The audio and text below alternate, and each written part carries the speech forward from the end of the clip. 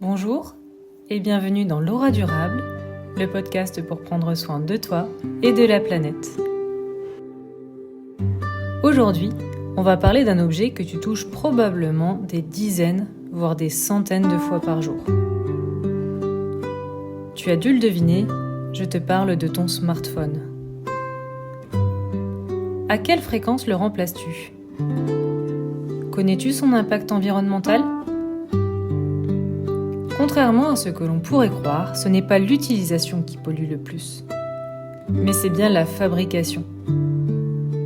Selon l'Agence de la transition écologique, l'ADEME, environ 70 à 80% de l'empreinte carbone d'un smartphone provient de sa fabrication. Mais alors pourquoi ? Eh bien, parce qu'un téléphone contient plus de 50 métaux différents. On peut parler du cuivre, du cobalt, du lithium, de l'or, des terres rares. L'extraction de ces ressources est très énergivore, polluante et parfois associée à des impacts sociaux majeurs. Prenons l'exemple de l'extraction du cobalt, indispensable à nos batteries. Elle est en partie réalisée en République démocratique du Congo, qui fournit plus de la moitié du cobalt mondial. Dans certaines mines artisanales, des ONG ont documenté des conditions de travail dangereuses, mal rémunérées et parfois du travail des enfants. L'extraction d'or ou de terres rares peut également provoquer des déplacements de population, de la pollution de l'eau potable et de la dégradation des terres agricoles dont dépendent les communautés locales. Un autre problème majeur, c'est le renouvellement rapide. En France, on change de smartphone en moyenne tous les 2 à 3 ans. Or, allonger la durée de vie du smartphone est l'action la plus efficace. Selon l'ADEME, garder son téléphone 1 an de plus réduit son impact annuel d'environ 25 à 30%. Les smartphones contribuent aussi au problème des e-déchets. Le monde a produit environ 62 millions de tonnes de déchets électroniques en 2022. Et moins d'un quart est correctement recyclé. Mais alors, que faire ? Eh bien, bonne nouvelle, ta marge d'action est réelle. Voici quelques gestes parmi les plus efficaces. Premièrement, garde ton téléphone le plus longtemps possible.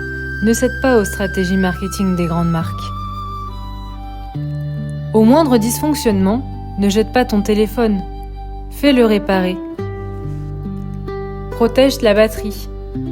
Mieux vaut que ton smartphone soit toujours entre 20 et 90% de batterie. Évite les 0% et 100% prolongés. Si tu dois changer ton smartphone, achète-le reconditionné. Et finalement, recycle correctement ton ancien appareil. Pour cela, tu peux le déposer gratuitement en magasin. La reprise est obligatoire lors de l'achat d'un appareil neuf. Ou dépose-le dans un point de collecte dédié, par exemple via les bornes d'Écosystème, l'éco-organisme chargé du recyclage des équipements électriques en France. Pour conclure, ton smartphone, ce n'est pas le mal absolu, c'est même un outil incroyablement utile, mais son impact dépend surtout d'une chose, combien de temps tu le gardes. Le téléphone le plus écologique, c'est presque toujours celui que tu possèdes déjà. Et toi, c'est quoi ton petit geste malin avec ton smartphone ? Lundi, on abordera le sujet de l'utilisation du smartphone et de l'impact social du temps d'écran.